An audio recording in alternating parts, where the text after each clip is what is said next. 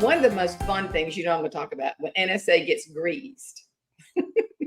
When it gets what? Greased. Oh Remember yeah. that? Oh yeah. Summer loving, no, summer's wife is Yep. having a party. Oh my God.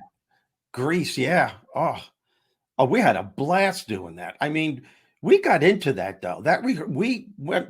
We how many weekends did we rehearse that? I think I we, I we, we flew to Nashville. I flew to Nashville quite a few weekends, and we spent Yeah, a lot of time rehearsing those songs, and it was fun. It was a blast. it was brilliant. I tell you, I had Jeff Slutsky on and we talked about parodies. And I think he's going to share lots of his parodies at our foundation event. We're going to do a show. And my gosh, you were so funny in that. What character were you? Were you the John Travolta? I was John Travolta thing, yeah, but can't you see the resemblance?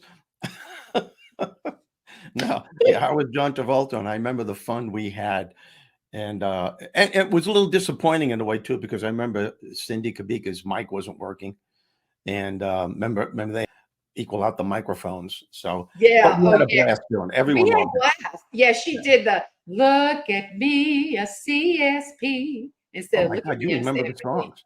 That I was like remember everything about that. 1999.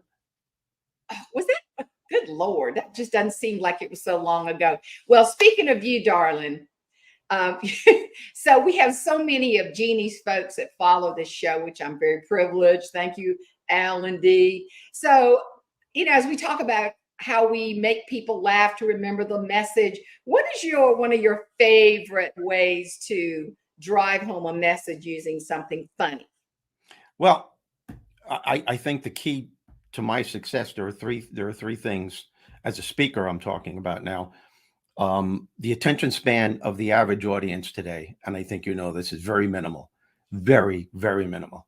And unless a speaker has some kind of entertaining value to captivate that audience, you run a very strong risk of losing their attention, because what they'll do immediately is they'll just start doing this.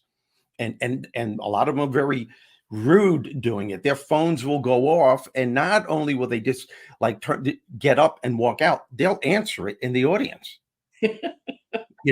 So my first 10 minutes, I'll do nothing but make them laugh. I don't know what I'm going to say when I'm going to make them laugh, but I'll do it. I realize I got their attention. They trust me. They're relaxed. You can see their shoulders are very relaxed. And then I weave in this very important message. The message now that I'm giving them is, I show them how to transform their mindset from failure to success, from unhappiness to fulfillment, and from lack to abundance. And it's done in an entertaining way. And the humor goes. It's like an emotional roller coaster. I guess one of the best compliments I get is they'll say, "Gee, never have I learned so much and laughed so hard in one sitting. Thank you." That type of thing. Oh my gosh, that's a testimonial that needs to go all over the place when it comes to you. Well, yeah, I love doing it because I can never let go of that funny side of me. But just as intense is the serious side. I mean, that's another thing I learned as a speaker. My two greatest gifts were my ability to make people laugh and the art of telling a story. Every time I give someone a common sense success strategy, as I call it, or a shifting habit to get to a better place in life, I always follow it up, not just with a story, but a true story, a personal story. And some of them are very emotional. And the greatest gift that I realized, and that comes from that higher part of myself, and it wasn't easy for me to do, was for me to become very vulnerable and not, you haven't seen me in a while. And I went through a lot of stuff in the past 8 years of my life.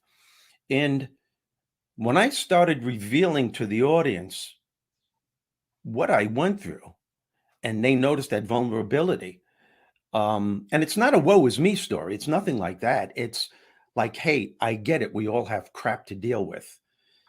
And I think the blessing in that is that I know they're looking at me and they're saying, wow, if this guy can go through what he went through, there's hope for me. And you know what, Jane? I know a lot of people, a lot of speakers that won't mention any names, that had some major addictions. drug addictions, alcohol addictions, all kinds. And I see how powerful they are on the platform. And I always ask them, why aren't you revealing that part of yourself? Mm-hmm. Why wouldn't you do that? And they said, I can never do that. I said, you're cheating yourself and them. I said, you have every right to do that. As a matter of fact, it's an obligation. And they said, why? And it's the same reason that I just gave you, is because they're sitting in the office. There's a lot of people that have addictions. There Yeah. are a lot of people that are going through a lot of crap. I said, and if they could see you with all the books that you've written on the New York Times bestsellers list, and you went through that and you're here at this level in life, that's the greatest gift you can give them, because they're saying, wow, there's hope for me.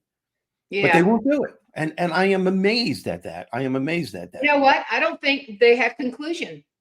I think only when you share from the platform those stories that cut your heart. And in your situation, I would call it, and me too. I mean, I've got a dark side. I mean, it's not like gruesome dark, but I Yeah. think that we latch on to humor and comedy. And it's because we've had to find it ourselves. And when we tell people you got to find the levity in that, it's because we've walked that road. But if they don't have conclusion, they're not going to talk about it. No, and that's the thing. And, and that part of them comes from the ego. So you're I saying you just want people to see that one part of yourself, but that's not about all who you are. As a matter of fact, your dark side, when you overcome that, is the most empowering thing that could ever happen to you.